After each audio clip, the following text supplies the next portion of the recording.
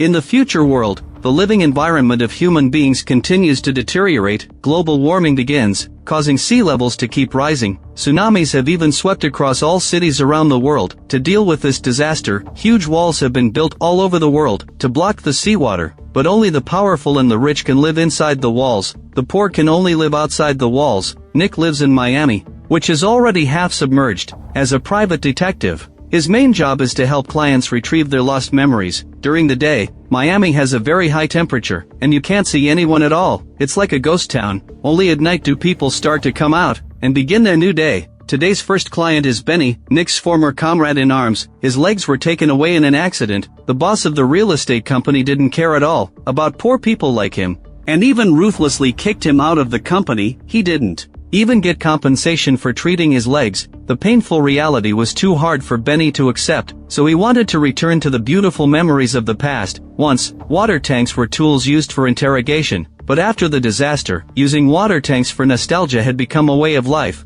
When Nick lied down on the water tank, his female assistant Watts injected a can of medicine into Benny. Then Benny lied down inside the water-filled tank, and as the equipment started up, a journey to the past began. Under Nick's guidance, Benny's memories returned to 13 years ago. That was the happy time when he played with his beloved dog Angie in the woods. Meanwhile, Nick observed Benny's condition through a virtual mirror to prevent accidents. But after the experience ended, because Benny lived in poverty, he had no money to pay for the memory service at all. He wanted to use contraband to pay for this fee. Watts knew that he was addicted to the pleasure brought by contraband, and advised him to quit this stuff. Unluckily, the painful reality was unbearable for Benny. Nick, who also knew about his situation, generously waived the fee for him. After Nick left, several more guests came to the studio. While serving them, Watts and Nick also recorded fragments of their memories and stored them in the database for preservation. Originally, all the scheduled clients for today had already come, and just as the two were getting ready to get off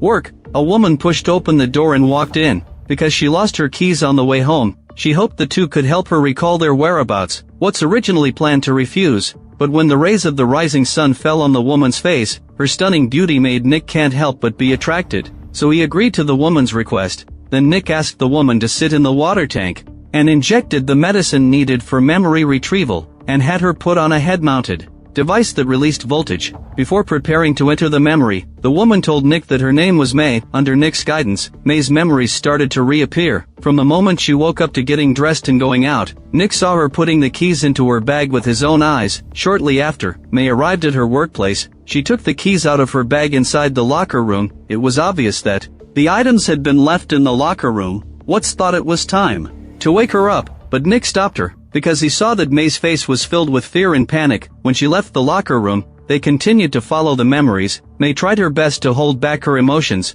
put on a smile, and stepped onto the stage. It turned out she was a resident singer at a hotel. Under the spell of her singing voice, Nick gradually became enchanted. After finishing work, Nick turned off the studio's power switch and prepared to leave. Watts, but found a pair of earrings that May had left behind. Since the sun had already come up, Nick could only leave the earrings behind for the time being, and rush back home to rest. Soon the sun set again, and a new day began. Besides his job as a private detective, Nick also had a special part-time job, that was to go to the prosecutor's office, to create dreams for suspects and collect evidence. Walter was the most notorious landowner in Miami. He wanted to buy a piece of land at a low price, so he set a big fire and burned it to ashes. But Walter denied this claim. The prosecutor originally wanted to use the memory retrieval method to collect evidence, but Walter was in poor health, which wasn't enough to support him to get into the water tank. With the help of his lawyer, Walter escaped punishment easily like that, and businessmen like him were everywhere. They bought numerous pieces of land through the disaster, and used them to extort the poor. After leaving the prosecutor's office again, Nick went to the bar where May worked to return the earrings. Of course, he had another purpose for coming here, that was to find out why May had cried. Before going on stage the previous day, May didn't understand why Nick was asking this, because his job was supposed to be just helping her find the keys, but Nick didn't answer. Instead, he wanted to give her a small demonstration. As he spoke, he told her to close her eyes and answer his questions. Under Nick's guidance, May's memories began to return to the past, and she experienced beautiful memories once again. This also made her open her heart to Nick. Nick, acting as a chivalrous companion, walked May back home. Even though she was facing away from him, May could still feel his fiery gaze, so she took the initiative to move towards him. The two couldn't help but engage in an intimate moment, but later, all these became memories that Nick used to numb himself. It turned out that all this had happened months ago. Over these months, Nick had been indulging in the memories of the past with May. He relied on the water tank to get by every day. This made Watts unable to stand it any longer, and told him to snap out of it, but Nick was unwilling to accept the reality that May had left. It turned out that months ago, May had disappeared without a word for unknown reasons. She settled the payment with her landlord, and moved out of the apartment. Watts thought this was just the trick of a heartless woman, but Nick thought she must have met with some kind of trouble. But the studio was now facing even bigger troubles. A rival business had stolen the studio's clients. Not only were there no new clients, but even the old clients hadn't come for a long time. It was normal for business to have its ups and downs, but now, changes were about to happen in the flood-prone area. Where they were located, the dam was about to break, and they had to have money to turn things around. Prosecutor John arranged a new job for them. Watts told him to go back and rest well, then get ready to continue working. But Nick was still searching everywhere for May's whereabouts. He vowed not to give up until he found a clue. He even lay down in the water tank again, to enter the memories of the past. In the memory, Nick saw the bruises on May's hand. She only explained that they were accidental marks left at work. Later, he took May through the park, and arrived at a tall tower that only he knew about. Looking at the city submerged by floodwater, the two clung to each other romantically. But just then, the alarm clock woke Nick up. After waking up,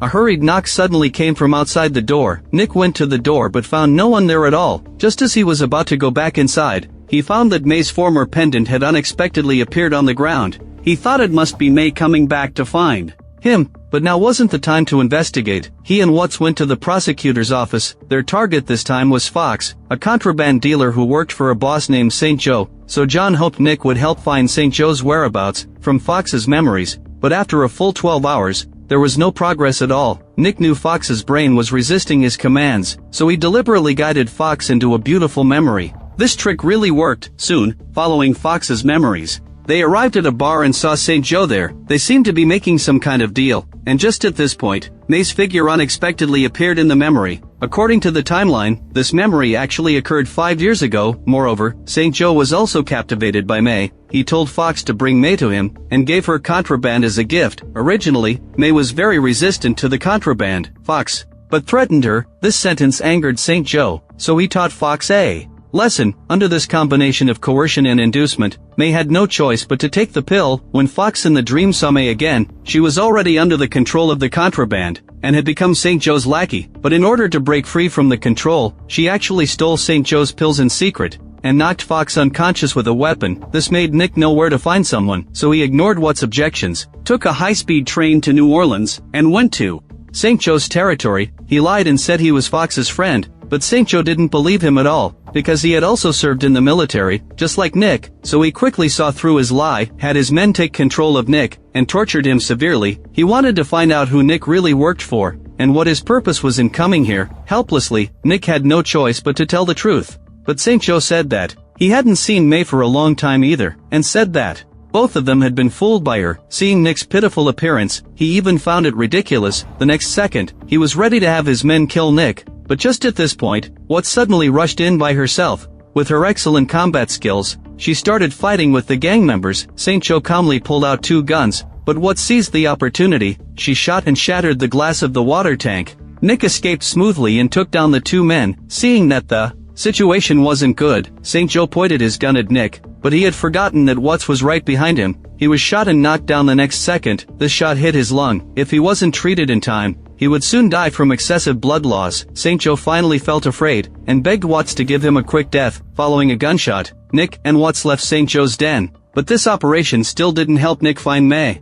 In the memory, May had told Nick that after London sank, she fled to New Orleans, but because there were too many unpleasant memories there, she came to Miami instead. When she first arrived here, she had no one to rely on, but through an accident, she met a woman named Frances. Frances took her in and helped her get through that period. After waking up from the memory fragment, Nick thought May must have had a purpose in approaching him. The only valuable thing he had was the stored memories. because when May came here for the last time, only Watts was in the studio, so he asked Watts to recall the situation at that time carefully, since Watts had never liked May. Their last meeting wasn't pleasant, but it was also that time that May told Watts she was an addict. The two opened up to each other. Watts' painful memories were also stirred up. Under the influence of alcohol, she fell into a deep sleep. May took this opportunity to steal the keys and sneak into the vault. Because she had been with Nick for a few months, she had long figured out the vault's password. After searching for a while, Nick found that the file of his client Elsa was missing. This woman was very poor. To find out why May had stolen her file, Nick went to the slum area where Elsa lived, and searched around with a photo. Finally, he found a close friend of Elsa's, only to learn that Elsa was dead. It turned out that Elsa was cleaning that day, when she was killed by a man. After that day, Elsa's son Freddy also disappeared without a trace. All anyone knew was that he had been taken away by a red-haired woman, and May had red hair. This made Nick even more unable to see May's true colors. To find out who she really was, Nick went to an abandoned amusement park, but unexpectedly, he met May's new lover there. The man beat Nick up there, and told him not to keep looking for May, but Nick still refused to give up. He even searched repeatedly for clues in that memory. He didn't hesitate to get into the water tank again and again. Watts couldn't stand watching anymore and stopped him. After calming down, the two realized that the new lover was actually the corrupt policeman who had worked for St. Joe before, so they planned to go ask John about it. But when they arrived at the police station entrance, they found the place in chaos. It turned out that Walter had died a few days earlier. The oppressed poor wanted to break this monopoly, so they held a protest march, and Nick noticed Walter's wife in the crowd. Unexpectedly, the two had met a long time ago. She had been a client of Nick's when he first opened his studio, so Nick asked Watts to go find John for clues, while he went back to the studio to check the copy of Elsa's memories. When Watts came back, she learned from John that the corrupt policeman was named Boz, and he had been working for Walter recently. At this point, Nick suddenly realized there was a very familiar voice in Elsa's memory, and the owner of this voice was Walter. That is to say, Elsa's son was Walter's illegitimate son. Nick believed that Walter had hired May and Boz to get rid of Elsa and Freddy, but there was no evidence for this claim. Seeing that Nick wanted to continue the investigation, Watts thought it was too risky, and there was no need to sacrifice so much for May, but Nick paid no attention to this. He even brought up Watts' old wounds to make a point, and advised her to leave him and find a better job. Watts begged him not to do that, and to just stay here with her, but Nick had already become completely obsessed. He was determined to find May, and uncover the truth about everything, so he took the pistol from his drawer, and went to Walter's mansion. Before he could say his purpose for coming, the butler had already guessed his intention in advance. He took the initiative to lead Nick to Walter's wife, Sylvain. But Sylvain had always been living in the beautiful past. To meet her, Nick was required to wear a designated suit. Her home was also decorated to look like the happiest scene of her life. She repeatedly acted out her former self from the past here, but Nick refused to play along with her at all. He led her to a mirror and shattered this beautiful illusion, looking at her aged self in the mirror. Sylvain finally came to her senses. Sylvain wasn't surprised at all about Elsa having an affair with Walter, because she had known about it for a long time, and just as Nick had guessed, it was Walter who had sent someone to get rid of Elsa and Freddy, and Boz's partner was none other than May. Nick had wanted to find out where the two lived, but Walter's son spotted him, and immediately told the security guards to kick him out. After narrowly escaping death, Nick went to the dock to buy a boat, and headed to the old junkyard, which was home to all the homeless people. All kinds of people lived there. Soon, Nick saw a figure with a build similar to May's. He followed it all the way up to the upper floor, but unexpectedly, that figure wasn't May. After kicking the woman out, he interrogated Boz forcefully, demanding to know where May was, but Boz wasn't flustered at all. He even spouted all kinds of inhumane remarks. Then, taking advantage of Nick's inattention, he crashed through the window in an attempt to escape. Nick chased after him immediately, and searched for Boz on the rooftop, but he was ambushed, and the gun was knocked out of his hand. The two then engaged in a fierce fight on the rooftop. After pushing Nick down, Boz jumped off the rooftop, and successfully landed on the opposite building. Seeing that Boz was about to escape, Nick jumped over as well. Luckily, he managed to grab the railing and avoided falling. He then climbed through the window and groped carefully inside the room. Soon, he ran into Boz again. The two engaged in another fierce fight. They fought all the way from the upper floor down to the lower floor. Boz didn't want to get bogged down in the fight, but Nick chased after him relentlessly. By this time, the floor of the room was already submerged in water. In the end, Nick proved to be more skilled. He pinned Boz's hand under the piano. As he pushed hard, the rotten wooden planks collapsed completely, dragging Boz down into the water below. but if Boz died, the clue to finding May would be completely cut off. So after getting ready, Nick jumped down. Underwater, he helped Boz pull his hand out, but unexpectedly, Boz bit the hand that fed him. He started fighting Nick underwater. In the end, he even kicked Nick further down. Nick was on the verge of losing his life, but as light filtered through, in his daze, he seemed to see May's face. This gave him the strength to come back to life, and he swam all the way up. Boz hadn't escaped yet. Thinking Nick was dead, he sat in the ruins, reminiscing while holding the earring May had left behind. Nick crept up behind him silently, and stabbed a tube of medicine into his neck. When Boz woke up again, he found himself in Nick's studio. Nick planned to search through his memories to find May. Under Nick's guidance, Boz's memories went back to the day he went to find May. He stopped May in an alley and brought up St. Joe. May pointed her pepper spray at him, and only barely recognized him as the corrupt policeman from back then. She even thought he had been sent by St. Joe to take her back,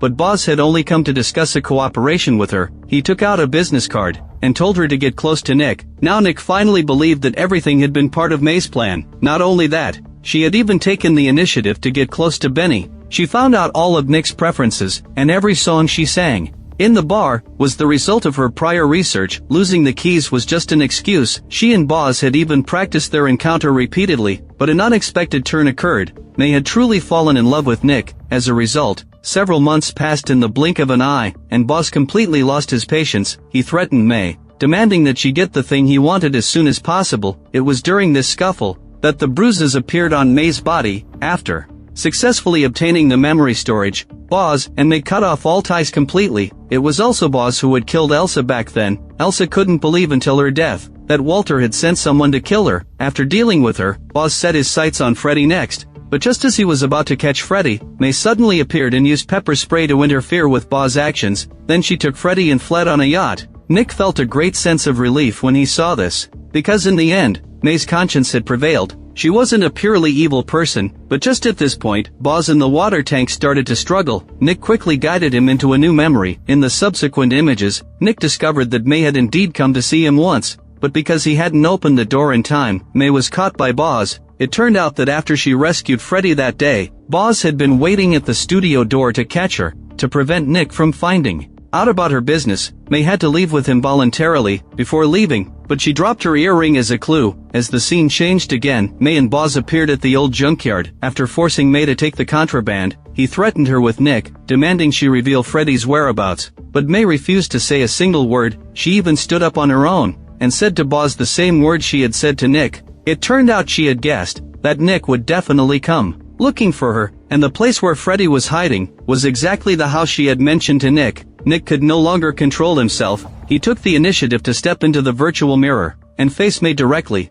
As he listened to her confession, Nick's heart sank once again. When May touched Boz's face, Nick felt as if he could feel the warmth of her palm. She kissed Nick for the last time and said, "I love you." Immediately after, she attacked Boz with a weapon. Taking advantage of his momentary stunned state, she jumped down from the upper floor. Nick could only watch his lover die helplessly, unable to do anything. His enemy was right in front of him, but this time, Nick had no intention of killing him. Instead, he wanted Boz to suffer more pain. He began to guide Boz into his most painful memory, the day he was disfigured. As the scene changed once more, the unscarred Boz appeared before them. It turned out that he had been stealing St. Joe's goods, and when he was found out, St. Joe sent men to kill him. 2 of the men set him on fire, and flames roared across his body. Under Nick's guidance, Boz's future would be spent in this endless agony. After turning the electric current to maximum, Nick left without looking back, and then he went to Walter's villa. When he stood in front of Walter's son, he immediately pulled out his pistol, threatened him to sit down, and told him the truth. It turned out that Walter's son didn't want to share the family fortune, so he had sent Boz to do all this. Earlier, Sylvain had said, "My husband doesn't like to share." It was because she had mixed up her son with her husband. Seeing the truth exposed, Walter's son tried to bribe Nick with a sum of money, but Nick would never do what he wanted. He had already told the police where Freddy was hiding. After saying all this, he left the place in a dignified manner. Everything was over. Later, Nick found Watts and told her about how he had tortured Boz. Along with all the truth, he asked Watts to tell John everything, and apologized to him for his harsh words earlier. After doing all this, he set off on his way home. The decline of the Walter family plunged the city into chaos. When Nick went back to the studio, he lay down in the water tank. This time, He had no desire to wake up again. The movie ends here. Reminiscence constructs a future Miami that is submerged by seawater. Due to global warming, the city is half sunken underwater, with neon lights flickering in the tides, creating a decadent and dreamlike doomsday aesthetics. In this world, memories become the most luxurious way to escape. People can re-experience the beauty of the past through the memory retrieval machine, even if reality is already falling apart. On the surface, the film is a sci-fi thriller, but at its core, it's a love fable about obsession and letting go. Nick is like Orpheus in Greek mythology. He insists on bringing his lover back from the underworld of memories, but is finally devoured by reality. May, played by Rebecca Ferguson, is full of mystery, and every appearance of hers feels like a dream, and her true identity gradually emerges as memory fragments are pieced together. The most touching part of Reminiscence is its exploration of memory. We rely on memories to define ourselves, yet we also imprison ourselves because of memories. Nick can't accept the truth of May's death, and finally chooses to indulge in memories forever, even if reality has long collapsed. The film's ending is very poignant and beautiful. The white-haired Nick still relives his first encounter with May, in the water tank, as if time has never passed. This obsession with memories is particularly relevant in current society. In an era of increasing uncertainty in reality, will people, like Nick, also would rather live in the beautiful illusions of the past than face the cruel present? Reminiscence isn't a perfect sci-fi thriller, but it uses gorgeous visuals and a melancholic atmosphere to tell a touching story about memory, love, and obsession. If you can accept its slow narrative pace and enjoy an immersive emotional experience, this film may bring you a unique viewing experience.